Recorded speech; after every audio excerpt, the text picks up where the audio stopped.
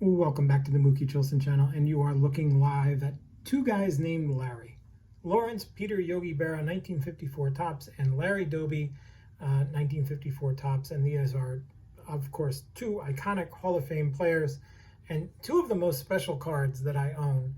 And I'm going to explain to you why they are two of the most special cards that I own as part of a video response to Stuke's Baseball Cards and Curiosities and his challenge to mention a pro athlete meeting that you have had.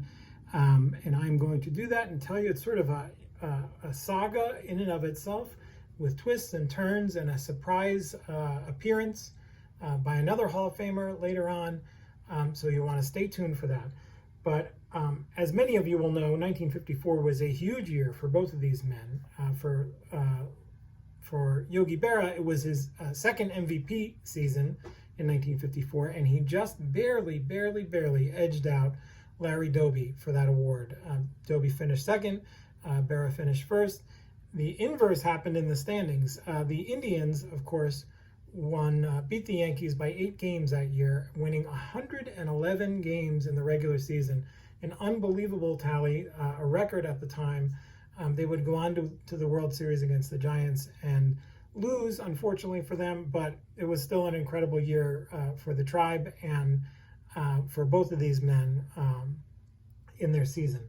Now, here's where I come into the story. In 1998, I happened to be a college student who was doing a research paper on Larry Doby. And I was doing a research paper on Larry Doby because he had finally begun getting the formal recognition he deserved for his outstanding achievements in baseball, both statistical and historical. And of course, historically, we know that Larry Doby integrated the American League in 1947, coming up just after Jackie Robinson did. And it is my firm belief that he's just as deserving of all the accolades and appreciation that Jackie received, rightly so. And finally, the Baseball Hall of Fame Veterans Committee inducted Larry Doby into the Hall of Fame in 1998. Now, both of these men happened to live in New Jersey. Yogi Berra made his home in Montclair, New Jersey, northern New Jersey, during his time with the Yankees and raised his family there. Doby was born in South Carolina but grew up in Paterson, New Jersey.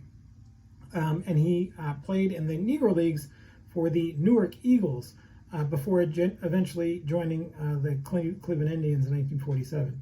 Now, Doby stayed in New Jersey upon his retirement from the game and lived in Montclair, not far from his friend and fellow legend, Yogi Berra.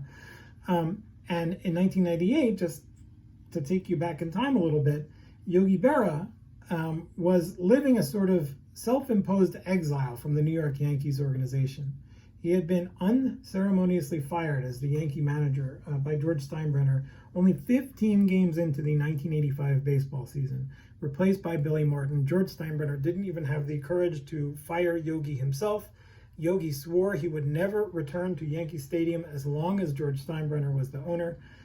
It was an infamous divorce that meant that Yogi was severed from so much of the pomp and circumstance and tradition of Yankee history.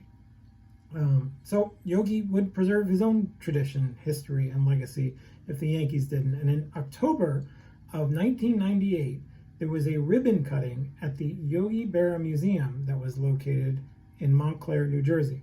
Now, I had been trying in that same year, to be getting an interview with Larry Doby for my research paper. I knew he lived in Montclair. I had found his number in the phone book and called him on his home phone and actually got him on the phone. I couldn't believe it.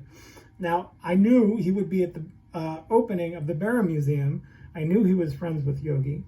And I asked him if he would speak with me if time permitted after the ceremonies. And he graciously agreed. And so on an October morning in 1998, I got early admittance to the Yogi Berra Museum in Montclair, New Jersey, before the ribbon cutting, and camped out in an auditorium. And here they are. There's Ralph Branca on the left, Yogi Berra in the middle, and Larry Doby on the right. That was the day that I met Yogi Berra and Larry Doby. I did not get to meet Ralph Branca, although I would have loved to. Now, like I said, I got to the museum early. I camped out inside the auditorium where there would be a press conference after the ribbon cutting. There was a ton of media there, and a large table where Yogi Berra sat right in the middle. And when the press conference finally started, he was flanked by Larry Doby, Ralph Branca, Don Larson, and to my surprise and amazement, Ted Williams was there. The 80-year-old Ted Williams, who had suffered a stroke a few years before, was there in a wheelchair to support his old pal Yogi Berra. And so the press conference began, and the media were asking all kinds of questions about the Yankees, about all kinds of things. And after those, the sort of professional press sort of died down a little bit, I chimed in myself. I asked my own question, and it was a two-part question. I asked Yogi what he remembered about that 1954 MVP award, and I asked Larry Doby if there were any hard feelings about finishing second. Yogi responded. He said he was glad to win it, but he complimented Doby on his great season and the great year that the Indians had. And Larry said there were never any hard feelings between he and Berra, and he talked about how much he respected Yogi for the way he played the game and for their ongoing and enduring friendship. So it was really nice. And I was thrilled to speak to both of them. But I wanted to try, like I said, and I'd mentioned with Larry Doby on the phone, to get a little pull aside because I had questions specific to his career that I wanted to ask. So after the press conference broke up, I waited around in the museum where there's going to be a little reception for the invited guests. And I saw Larry Doby enter the room. And I remember it vividly, him in that gray suit with no belt. And he graciously answered my questions. And I asked him about I asked him three questions. I asked him about his relationship with Bill Veeck, who he told me was like a father to him and had such a profound influence on his life and career. From bringing him to the major leagues in the early days to hiring him as the second black man to manage a baseball team with the Chicago White Sox.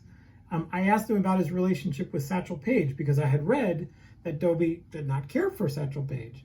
And Doby actually spoke favorably about Satchel and said that the only thing was he really didn't enjoy rooming with him because the pitcher stank up their room with the catfish he would cook.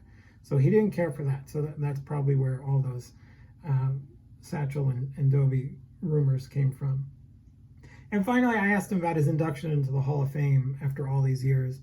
And he said it was a great recognition. He was glad to be inducted and that he was currently enjoying his work for Major League Baseball and was living a good life. So I thanked Mr. Doby for his time and let him go back to the party. But before I left the event, I got a little surprise entrance there, and this guy came into the room. Can you see it there?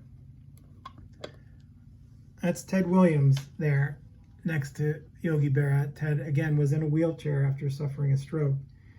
And Ted and his attendant were walking right past me. As Larry Doby left, Ted Williams came in and started to come past me, and I took the opportunity to prod Ted with a quick question about the World Series that was currently going on at the moment. The Yankees were playing the Padres in 1998, and so I asked Ted, the first thing that came to my mind was, what do you think about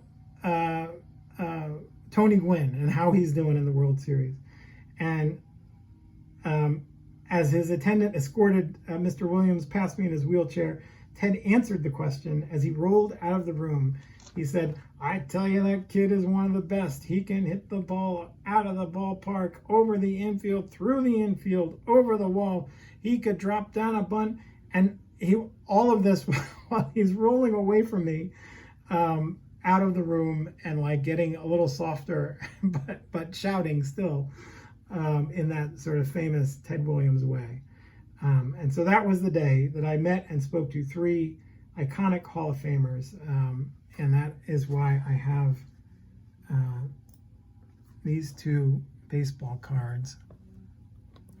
And I will try and get into the shot here.